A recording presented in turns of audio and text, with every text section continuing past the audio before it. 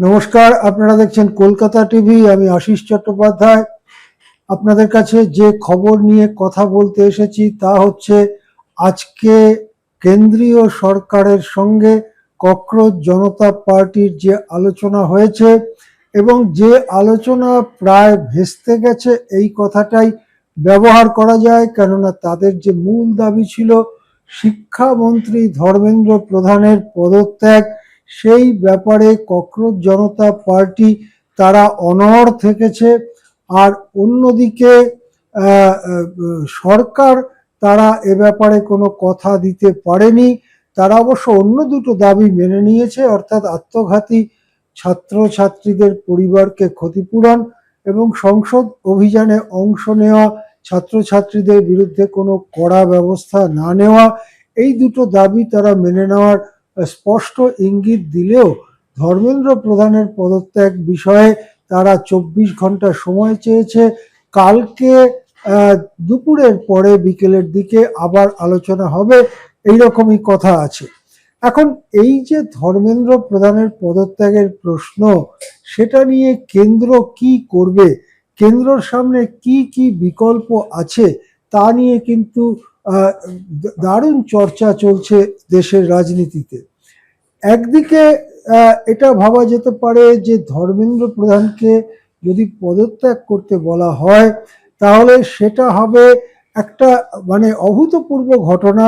মোদী সরকারের যে 12 বছর চলছে তাতে এই রকম চাপের মুখে কখনো পড়েননি নরেন্দ্র মোদী বা তার সরকার পড়েনি। এর আগে মোদী সরকারের বিরুদ্ধে বড় বড় আন্দোলন হয়েছে, যেমন সিএএ বিরোধী আন্দোলন, যেমন কৃষকদের 3টি কৃষি বিলের বিরুদ্ধে আন্দোলন, সেই রকম ঘটনা ঘটেছে। কিংবা যখন ডিমনিটাইজেশন হয়েছিল 2016 সালের শেষ দিকে, তখনও দেশ জুড়ে ক্ষোভ দেখা গিয়েছিল। কিন্তু সেই সমস্ত ক্ষোভ সামাল দিয়ে কখনো দু পা এগিয়ে এক পা পিছিয়ে, যেমন কৃষি বিলের ক্ষেত্রে সেই বিলগুলো প্রত্যাহার করে, সে আইনগুলো প্রত্যাহার করে অবস্থা সামলেছে। কখনোই কোনো মন্ত্রীর পদত্যাগ এই ধরনের দাবির সামনে খুব জোরালোভাবে পড়তে হয়নি নরেন্দ্র মোদী সরকারকে। সেক্ষেত্রে যদি ধর্মেন্দ্র প্রধানকে পদত্যাগ করতে বলা হয় অথবা তাকে যদি অপসারণ করা হয়, সেটা হবে একটা বড়সড় ধাক্কা নরেন্দ্র মোদী সরকারের, বড়সড় ধাক্কা হিসেবেই সেটা গণ্য করা হবে। এবং মোদী সরকার এটাও ভাববে যে এইভাবে আন্দোলন করে যদি একজন কেন্দ্রীয় মন্ত্রীকে পদত্যাগে বাধ্য করা হয় তাহলে এর পরবর্তীকালে আরো এই ধরনের রাস্তা নেবার একটা জায়গা খুলে যাবে, যখন অন্যান্য দাবিতে অন্যান্য মন্ত্রীদের পদত্যাগের দাবিও উঠতে পারে। সুতরাং এই দাবিটাকে মেনে নেওয়ার সঙ্গে মোদী সরকারের যে স্থায়িত্ব, মোদী সরকারের যে অবস্থান দেশে, সেইটা খানিকটা ধাক্কা খেতে পারে। এটা একটা অবশ্যই প্রয়োজনীয় ভাবনা, বিশেষ করে সামনের বছর যেখানে উত্তরপ্রদেশের নির্বাচন রয়েছে।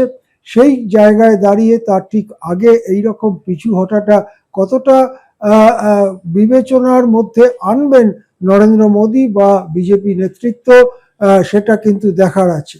অন্যদিকে যদি ধর্মেন্দ্র প্রধানকে পদত্যাগ না করানো হয় বা তাকে যদি অপসারণ না করানো হয় তাহলে কি হতে পারে?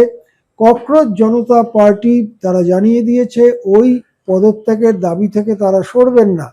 আজকে রাহুল গান্ধী সংসদের বাইরে দাঁড়িয়ে বলেছেন যে ওই দাবি থেকে তাঁরাও সরছেন না।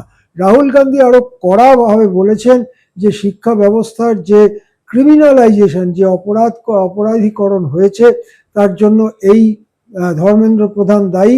সুতরাং তার অপসারণ ছাড়া কোনো মীমাংসা হতে পারে না। সেক্ষেত্রে যেটা হতে পারে যে এদেরও আন্দোলন চলতে থাকবে, অনির্দিষ্টকাল চলতে থাকবে। কতদিন একটা আন্দোলন ধরে রাখা যাবে, বিশেষ করে অসংগঠিত এই হঠাৎ গজিয়ে ওঠা ককরোচ জনতা পার্টির পক্ষ থেকে, সেটাও একটা বিষয়। বিজেপি এরকম একটা আশা করতে পারে যে শেষ পর্যন্ত হয়তো আন্দোলনটা আস্তে আস্তে লোক কমে আসবে এবং আন্দোলনটা যাকে বলে একটু মিইয়ে যাওয়া, সেটা মিইয়ে যাবে। যেতে পারে, কিন্তু বিজেপি এবং কেন্দ্রীয় সরকার এটাও বুঝছে যে আন্দোলনটা ওখানে এই ঘোর বর্ষার সময় বসে বসে অনেক দিন বসে বসে শেষ পর্যন্ত মিইয়ে যেতে পারে, লোক সংখ্যা কমে যেতে পারে, কিন্তু গোটা দেশ জুড়ে ছাত্র যুব সমাজের যে একটা বিক্ষোভ তৈরি হয়েছে সেটা যদি ভোটে রূপান্তরিত হয় তাহলে সেটা বিজেপির পক্ষে অশনি সংকেত হিসেবে দেখা দিতে পারে। সুতরাং এই নানান দিক ভেবে চিনতে একটা সিদ্ধান্ত করতে হবে এবং সেটাও 24 ঘন্টার মধ্যে। নিশ্চয়ই বিজেপির উচ্চতম স্তরে এবং সরকারের উচ্চতম স্তরে ইতিমধ্যেই শেষ পর্যায়ের কথাবার্তা আলোচনা শুরু হয়েছে এবং সেখানে অবশ্যই অত্যন্ত গুরুত্বপূর্ণ ভূমিকা নিতে চলেছেন নরেন্দ্র মোদী নিজে এবং স্বরাষ্ট্রমন্ত্রী অমিত শাহ। দেখা যাক শেষ পর্যন্ত কি সমঝোতায় পৌঁছয় আন্দোলনকারীরা এবং সরকার। নমস্কার, আজ এই পর্যন্তই। দেখতে থাকুন কলকাতা টিভি।